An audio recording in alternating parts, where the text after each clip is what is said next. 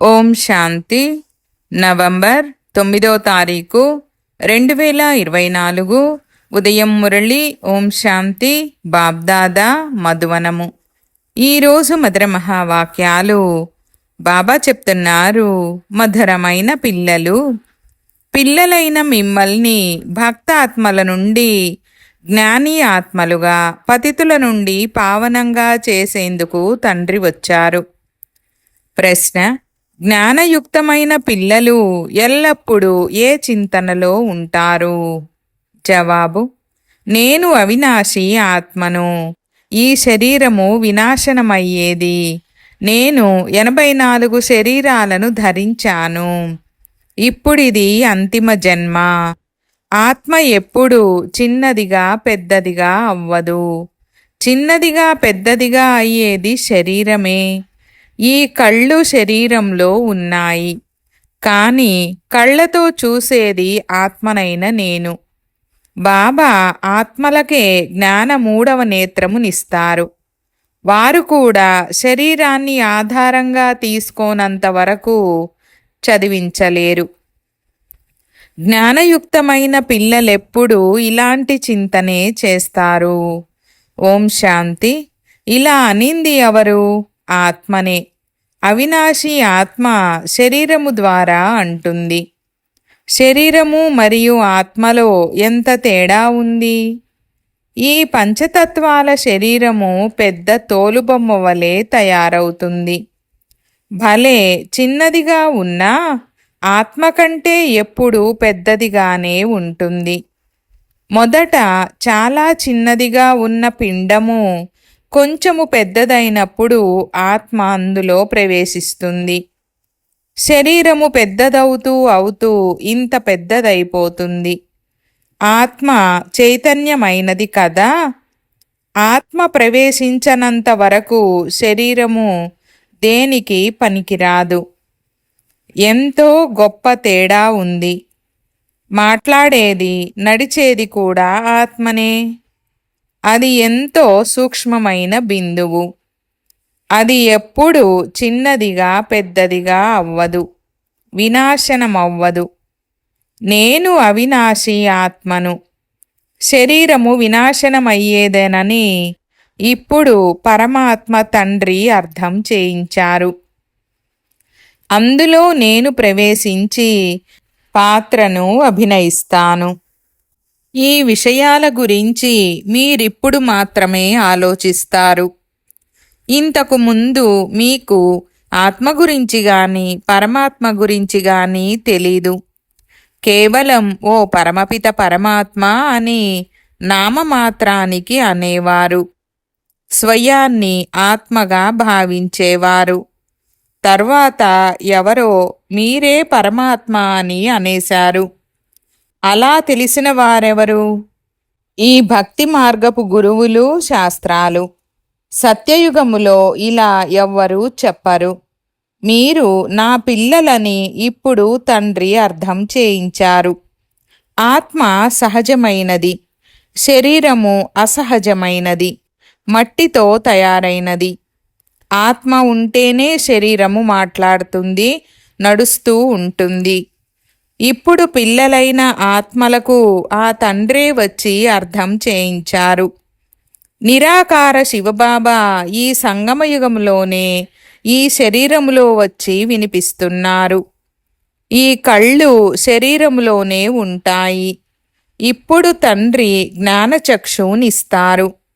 ఆత్మలో జ్ఞానము లేకుంటే అజ్ఞాన చక్షువని అంటారు. తండ్రి వచ్చినప్పుడు మాత్రమే ఆత్మకు జ్ఞాననేత్రము లభిస్తుంది. అంతా చేసేది ఆత్మనే. ఆత్మ శరీరము ద్వారా కర్మ చేస్తుంది. ఇప్పుడు తండ్రి ఈ శరీరాన్ని ధరించి ఉన్నారని మీరు గ్రహించారు. తన రహస్యాన్ని కూడా తెలుపుతున్నారు. అంతేకాక సృష్టి ఆది మధ్యాంతాల రహస్యాన్ని కూడా తెలుపుతున్నారు. నాటకాన్ని గురించిన సంపూర్ణ జ్ఞానమును ఇస్తున్నారు. మొదట మీకు కూడా ఏమీ తెలిసేది కాదు. అవును, ఇది నాటకమే. సృష్టి చక్రము తిరుగుతూ ఉంది. కానీ ఎలా తిరుగుతూ ఉందో ఎవ్వరికీ తెలీదు. రచయిత రచనల ఆది మధ్యాంతాల జ్ఞానము ఇప్పుడు మాత్రమే మీకు లభిస్తోంది. మిగిలినదంతా భక్తే. తండ్రే వచ్చి మిమ్మల్ని జ్ఞానీ ఆత్మలుగా చేస్తున్నారు. మొదట మీరు భక్తాత్మలుగా ఉండేవారు. ఆత్మలైన మీరు భక్తి చేసేవారు. మీరిప్పుడు జ్ఞానాన్ని వింటున్నారు. భక్తిని అంధకారమని అంటారు. భక్తి ద్వారా భగవంతుడు లభిస్తారని అనరు. భక్తి పాత్ర మరియు జ్ఞాన పాత్ర కూడా ఉందని తండ్రి అర్థం చేయించారు. భక్తి చేయనప్పుడు ఏ సుఖము లభించలేదని మీకు తెలుసు. భక్తి చేస్తూ మోసపోతూ ఉండేవారు. తండ్రి కోసము అన్వేషిస్తూ ఉండేవారు. యజ్ఞతపాలు, దానపుణ్యాలు మొదలైనవి చేస్తూ వెతుకుతూ మోసపోతూ అలసిపోయి విసిగిపోతారని మీరు అర్థం చేసుకున్నారు. దిగజారారు కనుక తమోప్రధానంగా అయిపోయారు. అసత్య పనులు చేసి చీచీగా తయారవుతారు. పతితులుగా కూడా అయ్యారు. పావనంగా అయ్యేందుకు భక్తి చేశారని కాదు. భగవంతుని ద్వారా పావనంగా అవ్వకుండా మనము పావన ప్రపంచానికి వెళ్ళలేము. పావనంగా అవ్వకుండా భగవంతునితో కలవలేము. అందుకే వచ్చి పావనంగా చేయమని భగవంతుణ్ణి వేడుకుంటారు. పతితులే పావనంగా అయ్యేందుకు భగవంతునితో మిలనము చేస్తారు. పావనులతో భగవంతుడు కలవరు.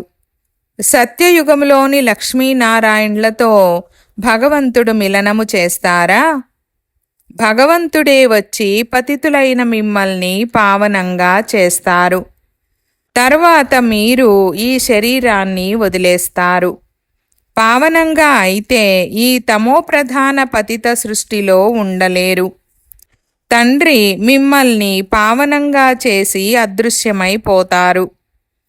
డ్రామాలో వారి పాత్రే అద్భుతమైనది. ఈ కళ్లకు ఆత్మ కనిపించదు. ఒకవేళ ఆత్మ సాక్షాత్కారమైనా అర్థం చేసుకోలేరు.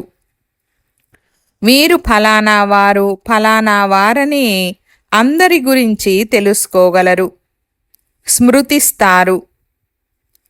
ఫలానా వారిది చైతన్యంలో సాక్షాత్కారము చేసుకోవాలని కోరుకుంటారు. ఇంకేమీ లక్ష్య పెట్టరు.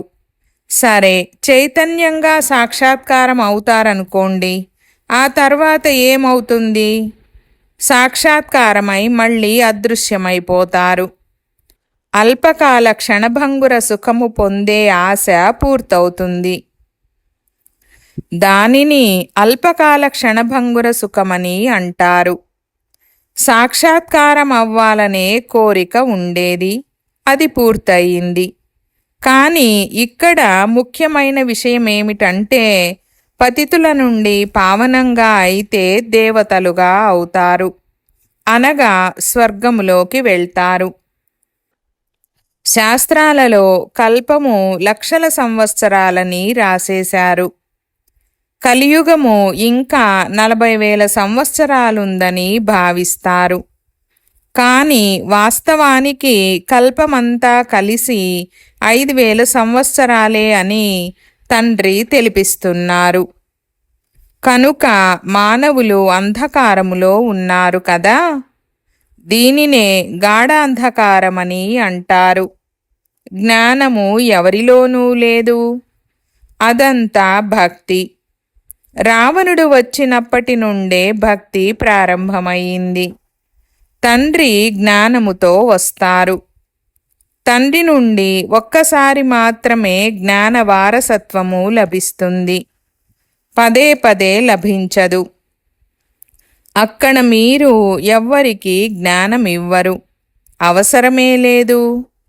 అజ్ఞానములో ఉన్నవారికే జ్ఞానము లభిస్తుంది. తండ్రిని గురించి ఎవ్వరికీ తెలీదు. వారిని నిందించకుండా మాట్లాడరు. ఈ విషయము కూడా పిల్లలైన మీరిప్పుడు తెలుసుకున్నారు. ఈశ్వరుడు సర్వవ్యాపి కాదని మీరంటారు. వారు ఆత్మలైన మనకు తండ్రి. వారేమో పరమాత్మ రాళ్ళు రప్పలలో ఉన్నారని అంటారు. భక్తి పూర్తిగా భిన్నమైనదని, అందులో జ్ఞానము కొద్దిగా కూడా లేదని పిల్లలైన మీరు చాలా బాగా అర్థం చేసుకున్నారు. సమయం పూర్తిగా మారిపోతుంది. భగవంతుని పేరు కూడా మారిపోతుంది. తర్వాత మనుషుల పేరు కూడా మారిపోతుంది. మొదట దేవతలు, తర్వాత క్షత్రియులు, వైశ్యులు, శూద్రులని అంటారు. వారు దైవీ గుణాలు గల మానవులు. వీరు ఆసురీ గుణాలు ఉండే మనుషులు. పూర్తి చీచి అసహ్యంగా మురికిగా ఉన్నారు. గురునానక్ కూడా పరమాత్ముణ్ణి అశంకచోరని అన్నారు. మనుషుల్ని ఎవరినైనా కోరికల దొంగ అని అంటే వెంటనే ఎందుకిలా తిడుతున్నారని అంటారు. ఇవన్నీ ఆసురీ సాంప్రదాయాలని తండ్రి అంటున్నారు.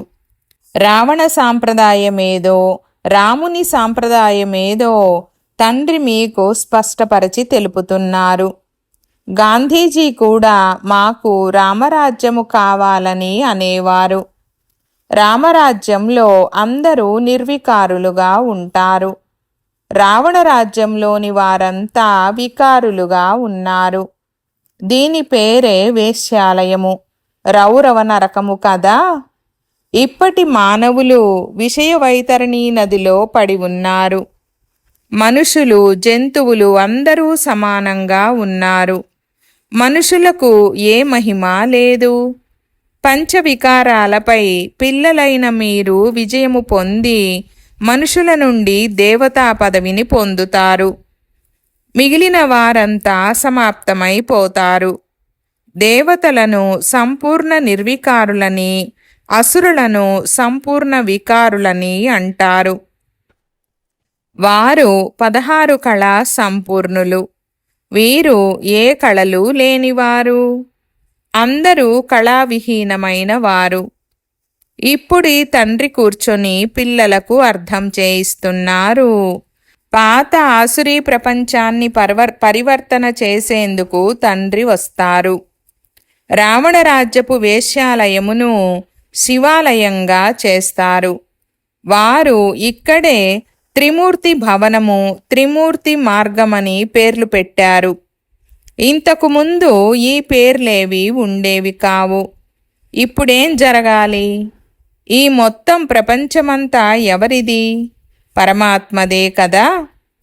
పరమాత్ముని ప్రపంచము అర్ధకల్పము పవిత్రంగా, అర్ధకల్పము అపవిత్రంగా ఉంటుంది. సృష్టికర్త అని బాబాకే చెప్తారు కదా. కనుక ఈ ప్రపంచము వారిదే కదా. యజమానిని నేనే అని తండ్రి అంటున్నారు. నేను బీజరూపాన్ని, చైతన్యాన్ని, జ్ఞానసాగరుడను.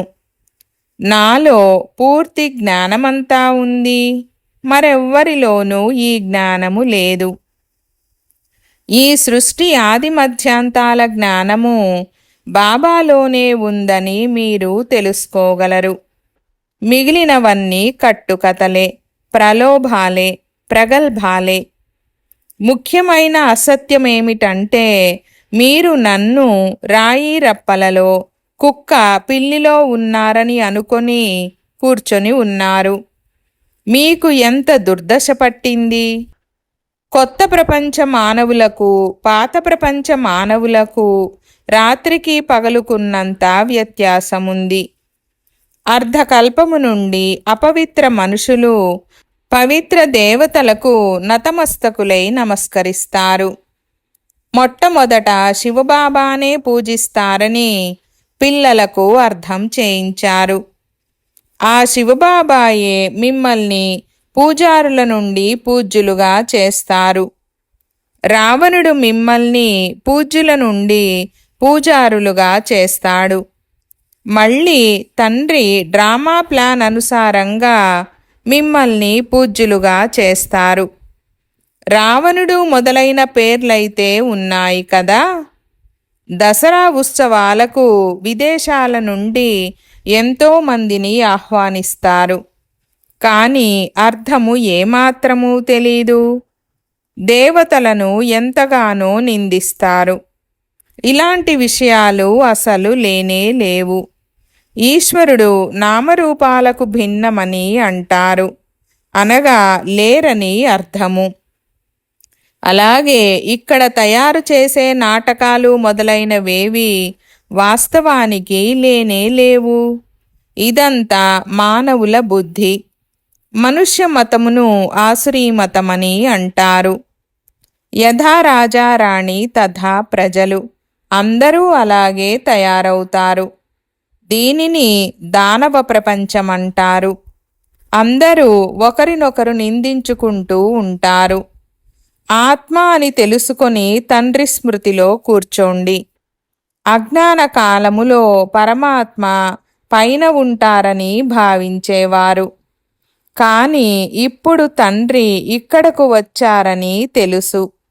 అందువలన పైన ఉంటారని అనుకోరు. మీరు తండ్రిని ఇక్కడకు పిలిచారు. ఈ శరీరంలోకి రమ్మని పిలిచారు. మీరు మీ సేవా కేంద్రాలలో ఉన్నప్పుడు శివబాబా మధువనంలో వీరి శరీరంలో ఉన్నారని భావిస్తారు. భక్తి మార్గములో పరమాత్మ పైన ఉంటారని భావించేవారు. ఓ భగవంతా, ఇప్పుడు మీరు బాబాను ఎక్కడ స్మృతి చేస్తారు? కూర్చొని ఏం చేస్తారు? బ్రహ్మ శరీరంలో ఉన్నారంటే ఇక్కడే స్మృతి చేయాలని మీకు తెలుసు. పైన లేరు. పురుషోత్తమ సంగమయుగములో ఇక్కడకు వచ్చారు. మిమ్మల్ని ఇంత ఉన్నతంగా తయారు చేసేందుకు వచ్చాను. పిల్లలైన మీరు ఇక్కడే స్మృతి చేస్తారు. భక్తులు ఇప్పుడు కూడా పైననే స్మృతి చేస్తారు. మీరు విదేశాలలో ఉన్న బ్రహ్మ శరీరంలో శివబాబా ఉన్నారని అంటారు. శరీరమేమో తప్పకుండా కావాలి కదా. మీరు ఎక్కడ కూర్చుని ఉన్నా ఇక్కడే స్మృతి చేస్తారు కదా. బ్రహ్మ శరీరంలోనే స్మృతి చేయవలసి వస్తుంది. చాలామంది బుద్ధిహీనులు బ్రహ్మను గౌరవించరు. బ్రహ్మను స్మృతి చేయవద్దని బాబా చెప్పరు. బ్రహ్మ లేకుంటే శివబాబా ఎలా గుర్తుకు వస్తారు? తండ్రి చెప్తున్నారు, నేను ఈ శరీరంలో ఉన్నాను. ఇందులో నన్ను స్మృతి చేయండి. అందుకే మీరు బాప్ దాదా ఇద్దరిని స్మృతి చేస్తారు. వీరిలో వీరి ఆత్మ ఉందని బుద్ధిలో జ్ఞానముంది. శివబాబాకు తన సొంత శరీరము లేదు. నేను ప్రకృతిని ఆధారంగా తీసుకుంటాను. తండ్రి కూర్చొని ఈ బ్రహ్మాండము మరియు ఈ సృష్టి ఆది మధ్యాంతాల రహస్యాన్ని తెలిపిస్తున్నారు. ఇతరులెవ్వరికీ ఇది తెలియనే తెలియదు. మీరు నేను నివసించేది బ్రహ్మతత్వములోనే. సుప్రీమైన పరమాత్మ మరియు ఆత్మలుంటున్న ఈ బ్రహ్మలోకము శాంతిధామమే. శాంతిధామము చాలా మధురమైన పేరు. ఈ విషయాలన్నీ మీ బుద్ధిలో ఉన్నాయి. మనము వాస్తవానికి బ్రహ్మ మహాతత్వ నివాసులము. దానిని నిర్వాణధామము, వానప్రస్థమని అంటారు. ఈ విషయాలన్నీ ఇప్పుడు మీ బుద్ధిలో ఉన్నాయి. భక్తి మార్గములో ఉన్నప్పుడు ఒక్క అక్షరము జ్ఞానము కూడా తెలీదు. ఇది పురుషోత్తమ సంగమ యుగము, పరివర్తన చెందే సమయము. పాత ప్రపంచంలో అసురులుంటారు, నూతన ప్రపంచంలో దేవతలుంటారు. వారిని పరివర్తన చేసేందుకు తండ్రి రావాల్సి వచ్చింది. సత్యయుగములో మీకు ఏమాత్రమూ గుర్తుండదు. కలియుగంలో కూడా ఏమీ గుర్తులేదు. నూతన ప్రపంచంలో ఉన్నప్పుడు ఈ పాత ప్రపంచము గుర్తుండదు. అదేవిధంగా పాత ప్రపంచంలో ఉన్నప్పుడు నూతన ప్రపంచము ఎలా ఉండేదో కూడా తెలీదు. అది ఎప్పుడు ఉండేదో ఎవ్వరికీ తెలీదు. వారేమో లక్షల సంవత్సరాలని అంటారు. పిల్లలైన మీకు బాగా తెలుసు, ఈ తండ్రి కల్పకల్పము ఈ సంగమయుగములోనే వస్తారు. వారు వచ్చి ఈ వెరైటీ వృక్ష రహస్యాన్ని అర్థం చేయిస్తారు. అంతేకాక ఈ చక్రం ఎలా తిరుగుతూ ఉందో తెలుపుతారు. ఇవన్నీ అర్థం చేయించడమే మీ వ్యాపారము. ఒక్కొక్కరికి అర్థం చేయించాలంటే చాలా సమయము పడుతుంది. మీరిప్పుడు చాలామందికి తెలియజేస్తున్నారు. చాలామంది తెలుసుకుంటారు. ఈ మధురాతి మధురమైన విషయాలు మీరు ఇంకా చాలామందికి అర్థం చేయించాలి. మీరు ప్రదర్శనీలు మొదలైన వాటిలో తెలిపిస్తారు కదా. శివ జయంతి పండుగ నాడు అందరినీ ఆహ్వానించి బాగా అర్థం చేయించండి. ఈ డ్రామా ఎంతకాలముదో మీరు సరిగ్గా అర్థం చేయించగలరు. ఇవన్నీ టాపిక్లు. నేనే ఇదంతా మీకు తెలుపుచున్నాను. మీకు తండ్రి తెలిపే జ్ఞానము వలన మీరు దేవతలుగా తయారవుతారు. మీరు అర్థం చేసుకొని దేవతలుగా అవుతారో అలా ఇతరులను కూడా తయారు చేస్తారు. తండ్రి మనకు ఈ విషయాలు అర్థం చేయించారు. మనము ఎవ్వరిని నిందించము. జ్ఞానాన్ని సద్గతి మార్గమని, ఒక్క సద్గురువు మాత్రమే ఆవలి తీరానికి దాటించేవారని మనము తెలుపుతాము. ఇటువంటి ముఖ్యమైన పాయింట్లు వెలికి తీసి అర్థం చేయించండి. ఈ జ్ఞానాన్నంతా తండ్రి తప్ప ఇతరులెవ్వరూ ఇవ్వలేరు. మంచిది. मीठे मीठे सिकीलधे बच्चों प्रति मात पिता बाप दादा का याद प्यार और गुड मॉर्निंग। रूहानी बाप की रूहानी बच्चों को नमस्ते। हम रूहानी बच्चों की रूहानी बाप दादा को याद प्यार, गुड मॉर्निंग और నమస్తే నమస్తే బాబా నమస్తే. ధారణ కొరకు ముఖ్య సారము. 1వ పాయింట్, పూజారుల నుండి పూజ్యులుగా అయ్యేందుకు సంపూర్ణ నిర్వికారులుగా అవ్వాలి. జ్ఞానవంతులై స్వయాన్ని స్వయమే పరివర్తన చేసుకోవాలి. అల్పకాలిక సుఖాల వెంట వెళ్ళరాదు. 2వ పాయింట్, బాప్ మరియు దాదా ఇరువురిని మాత్రమే స్మృతి చెయ్యాలి. బ్రహ్మ లేకుంటే శివబాబా గుర్తురారు. భక్తి మార్గములో శివబాబాను ఉపరిభాగములో స్మృతి చేస్తారు. ఇప్పుడు బ్రహ్మ శరీరములో వచ్చారు కావున ఇద్దరూ గుర్తుకు రావాలి. వరదానము: ప్రతి కర్మలో విజయం యొక్క చలించని నిశ్చయము మరియు నశ ఉంచుకునే అధికారి ఆత్మాభవ. వివరణ: విజయము నా జన్మసిద్ధ అధికారమనే స్మృతి ద్వారా సదా ఎగురుతూ వెళ్ళండి. ఏం జరిగినా నేను విజయీ ఆత్మననే స్మృతిని తీసుకురండి. ఏం జరిగినా ఈ నిశ్చయము చలించరాదు. నిశ్చయమే నశకు ఆధారము. నిశ్చయము తక్కువగా ఉంటే నశ తగ్గిపోతుంది. అందుకే నిశ్చయ బుద్ధి విజయంతని అంటారు. అప్పుడప్పుడు నిశ్చయం కలిగిన వారిగా అవ్వకండి. అవినాశి తండ్రి కనుక అవినాశి ప్రాప్తికి అధికారిగా అవ్వండి. ప్రతి కర్మలో విజయం యొక్క నిశ్చయము మరియు నశ ఉండాలి. స్లోగన్: తండ్రి స్నేహమనే ఛత్రఛాయ కింద ఉంటే ఎటువంటి విఘ్నము నిలబడలేదు. ఓం శాంతి.